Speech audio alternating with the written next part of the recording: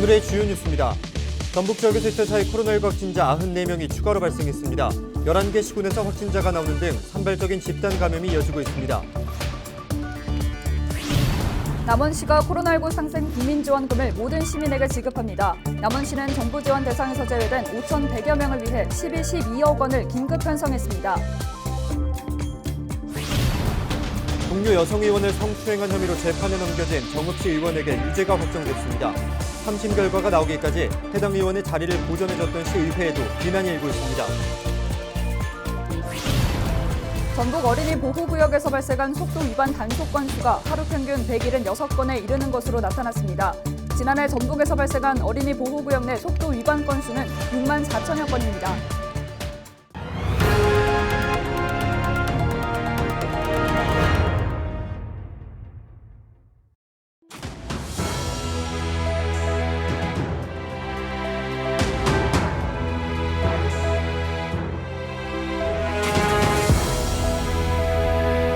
여러분 안녕하십니까? 헬로티비 전북 뉴스입니다. 전북 지역에서 지난 23일부터 24일 오후 5시까지 코로나19 확진자 94명이 추가로 발생했습니다. 지역별로는 전주 10명, 익산 군산 각 9명, 부안 8명, 정읍 김제 각 5명 등 11개 시군에서 발생했습니다. 군산 5명은 베트남인으로 일행이 대구 지역 유흥주점을 방문한 것으로 조사됐습니다. 김제 요양시설에서는 2명이 추가 확진돼 누계는 11명이 됐습니다. 순창 1명은 대안학교 학생으로 누계는 49명으로 늘었습니다. 부안 소규모 교회에서는 목사 등 5명이 확진되는 등 곳곳에서 산발적 집단 감염이 이어지고 있습니다. 남원시가 코로나19 상생 국민지원금을 모든 시민에게 지급합니다. 당초 상생 국민지원금 남원 지역 지급 대상자는 전체 인구의 93%인 7만 4,800여 명입니다. 남원시는 정부 지원 대상에서 제외된 5,100여 명을 위한 12억 원을 긴급 편성해 지원하기로 했습니다.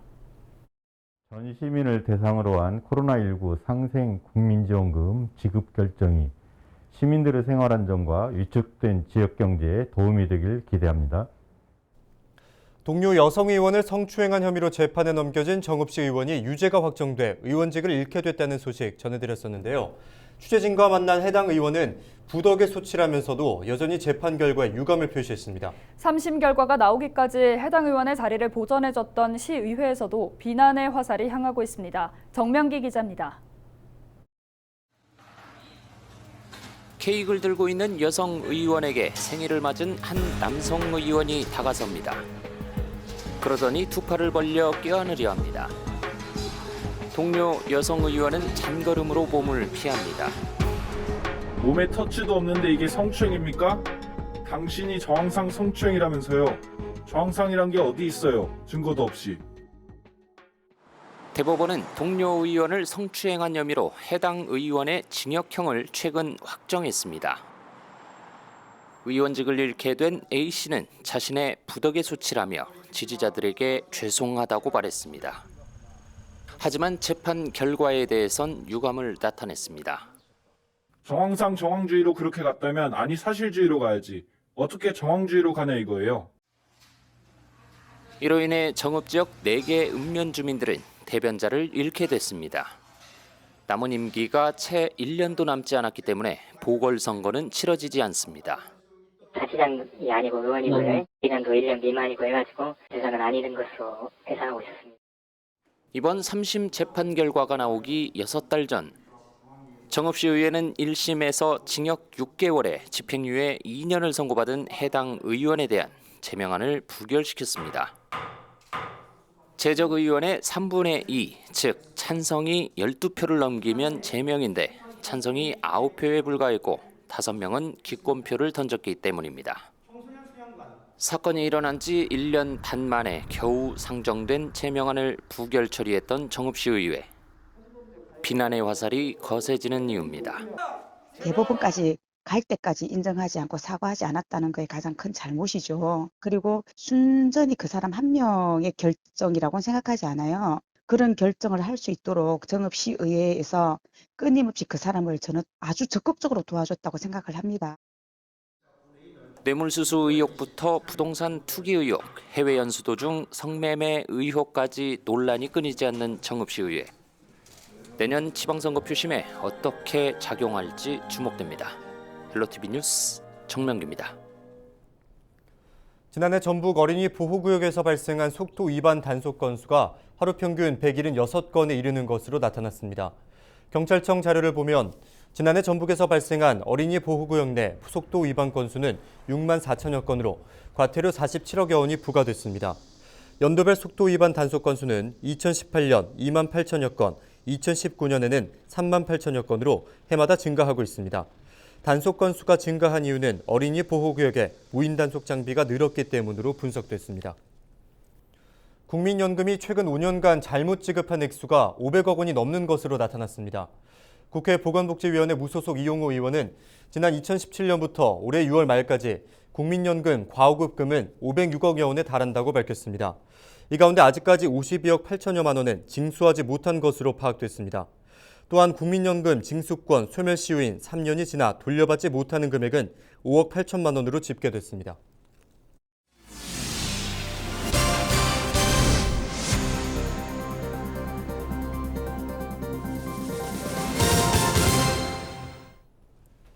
교육부가 내년도 유초 특수학교 교사를 5,230명가량 선발할 예정입니다. 올해 임용 인원수에 비해 700여 명이 감소한 것인데요. 전북 지역 교육단체들이 교육의 질적 하락을 우려하며 대책 마련을 요구하고 있습니다. 김남호 기자가 보도합니다. 교육부와 전북도교육청 등 17개 시도교육청은 2022학년도 공립 유초특수교사 5,230명을 선발할 계획입니다. 이는 올해 초 임용인원 6,021명에 비해 700여 명이 줄어든 수치입니다. 이 같은 선발 계획에 대해 전북 지역 교원단체들이 교육의 질적 하락을 우려하며 대안 마련을 촉구하고 나섰습니다. 전반적으로 교육의 질이 하락한다 할 수 있겠죠. 한 사람이 이제 감당해야 할 학생들이 많아지기 때문에 그로 인한 교과 수업이라든지 그리고 생활지도, 특히 코로나19로 인해서 방역에 큰 문제가 발생할 것으로 이렇게 생각이 됩니다.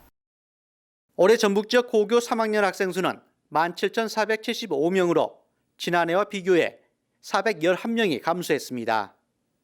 줄어든 학생 수만큼 교원 수가 줄어들 경우 소규모 학교가 상대적으로 많은 전북 지역 학교들이 가장 큰 피해를 입게 될 것으로 우려되고 있습니다.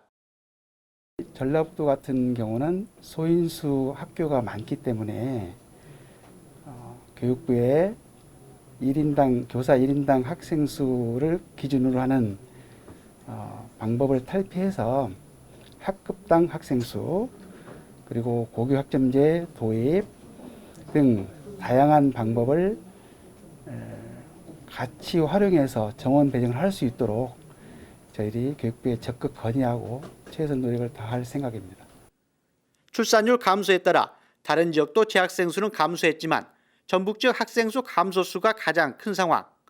전북 지역 교육 관계자들은 학생 수 감소에 따른 교원 감축 정책보다는 소규모 학교와 같은 특수한 교육 현장을 고려한 학급당 학생 정원 재조정 등 대안책을 요구하고 있습니다.